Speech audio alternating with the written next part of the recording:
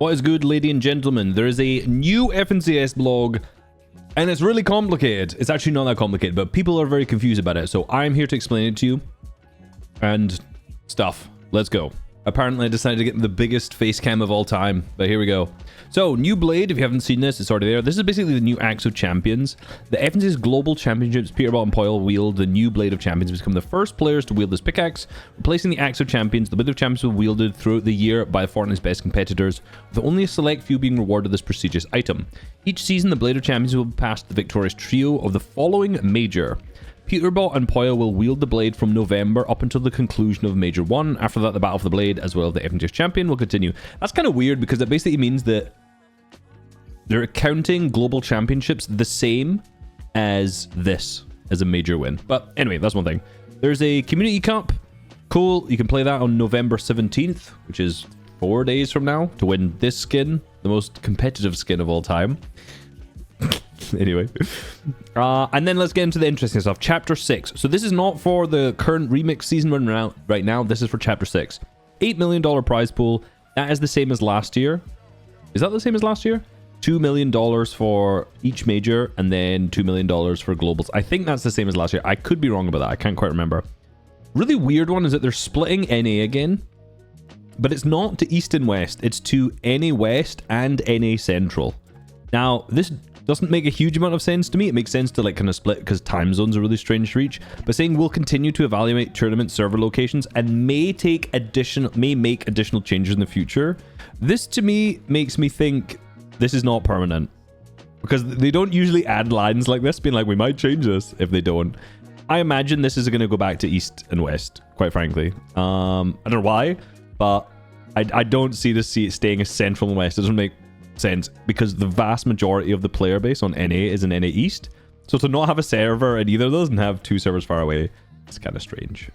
So I imagine that will change at some point in the future, but NA West is now getting back an FNCS. Again, I think this is mainly due to time zones. That if you were in NA West, some of your tournaments would start insanely late, and it didn't make any sense. So this is good for them because time zones are now much better for the NA West players. How to qualify for an FNCS major. Now, this is what is really confusing for a lot of people because there's a lot of new words, they've changed the terminology and all this kind of stuff. So let me just skip all this and let's get to this little diagram that's right here. Can I make this bigger? I made this a little bigger. It would make more sense if I full screened it and got rid of my ugly face, but yeah, whatever. You can see this in the blog if you really want to see it in depth. So basically, FNCS is slightly different now. So you can see there's a play-in stage, group stage, last chance, and major finals. All you really need to know is that the play-in stage on the right here is actually the qualifiers, but it's only 2 days of qualifiers. Now that sounds kind of ass. I understand, but it's not, because we'll come back to that in a second. Then it goes to what is called the group stage, where the top 5 and every game win will qualify through to the grand finals. So essentially, all you really have is 2-day qualifiers, which I imagine is a 2-round qualifier. Then it goes to old heats, where there's 3 heats that are all kind of split up. Win a game or come top 5 and you make it to grands. And then there's like a last chance qualifier, which is open to everyone, which makes sense, right? Now, why is there only one qualifier or one weekend of qualifiers / play-in? That is because of how to qualify for an FNCS major. That is the new Divisional Cup format, or the revamped Divisional Cups. You may remember these as Elite Cups, but I'll just read out this paragraph and then it'll make a little bit more sense. Revamped with a new format based around a divisional structure similar to previous year of FNCS. Each major will consist of a play-in stage, group stage, last chance qualifier, and of course the major finals. We've already talked about that part, so you should understand that's basically qualifiers, heats, or semi-finals as it used to be called, last chance, which is just open for anyone to play in, and then the grand finals after that. In season 1, players, the first season obviously, players will be drafted into Division 1, 2, or 3 based on their performance in the FNCS trial, which takes place on the 7th of December 2024. So this is essentially one open tournament on the 7th of December, and what that's going to do is it's going to decide which rank you are in, or division. Are you going to be in Division 1, 2, or 3? 1 being the best, 2 being the second best, and 3 being where the vast majority of players will end up going. So for subsequent seasons, players will be initially reseeded. Okay, ignore that stuff. So basically, there's one tournament and it'll decide if you go into Division 1, 2, or 3, and that is on the 7th of December. And this is really, really important because if you're in Division 1, that qualifies you to play FNCS. So you're essentially, what the format really looks like is the Divisional Cups are actually your FNCS qualifiers, and they're kind of what I imagine to be, I don't think they actually say it in here, they will be replacing the Cash Cups, which will be the Trio Cash Cups. So essentially, your old Trio Cash Cups are now your FNCS qualifiers. And if you're in the low division, so Division 3, you're trying to get up into Division 2. If you're in Division 2, you're trying to go up into Division 1. And if you're in Division 1, you're playing for money. That's essentially how the Divisional Cup systems work, which is really good, because that pretty much means if you're in the top, very low chance of you getting cheaters in. Because actually having cheaters getting into Division 1 will be really difficult. So all these like cheater complaints we're seeing right now in FNCS, a lot of that is kind of just eradicated by this to start with. It also means if you're a lower level player, you have something to play for. You're in Div 3, oh, I need to get top 50 or top 100 or whatever, and I'll go up to Div 2. And the FNCS or the Divisional Cup lobbies will be more based around your skill level too. So I think this is actually an amazing change, and it basically makes Cash Cups a little bit more important because they're now incorporated into FNCS Total.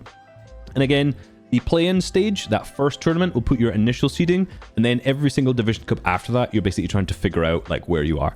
So if you miss that initial, like, trial cup that they were calling it there, if you miss that, don't worry, you can still play, but you're put into Division 3, so the bottom one, and that means you're going to have 2 weeks of trying to get up to Division 1 if you qualify for FNCS. So don't miss the, if you're like a pro player, don't miss the December 7th cup whatsoever.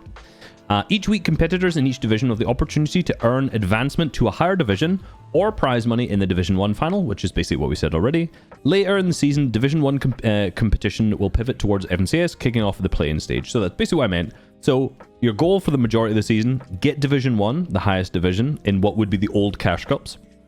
Then you're into FNCS, you kind of automatically qualify to the qualifiers, and then you get to play FNCS. So I can explain more details about that. There's not really like...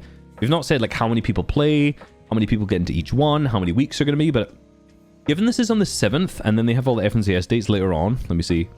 Play-in's on the 29th of January, so it's like a month and a half. So that's like 4 or 5 weeks of Divisional Cups. I think maybe 5 weeks if I've counted it correctly. So there's essentially like 5 FNCS qualifiers, which is super sick. So yeah, awesome.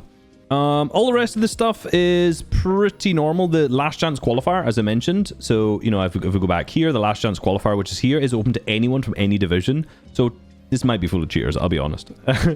Hopefully not, but yeah, that might be full of it. This is for the smaller regions. It's basically the same, but there's only 2 groups. And this is how many people now will qualify to the Global Championship. So again, with the NA West being on, they're splitting the NA Central to 7 trios, and then West has 3 as well. So EU gets 11 trios, so that's 1/3 of the lobby is from EU, because remember, it's all trios now. I didn't mention that already. So 1/3 of the lobby is coming from Europe, 7 from NA and then NA Central, and then 3 for all of the other regions, which is kind of interesting. So Brazil, Asia, Middle East, OCE. So that's kind of nuts. And it's also like, if you're on one of the smaller regions, you basically have to win your major. Now, one interesting part is the fact that Major 2 is probably the well, I don't know if the easiest, it's probably the most important now, where 5 trios for EU and 3 from NA. And that makes a lot of sense because last year there was a lot of troubles that players had because of visas of trying to get to global championships. So making more and earlier makes a lot of sense. Don't worry, I repeat that sometimes. Then there's all the major dates. Here's Major 1, here's Major 2, here's Major 3. I'm not going to read them all out or anything like that. If you're interested and you really want to know if you're like planning holidays or, you know, time off or whatever, now you can see them. They've all been on screen.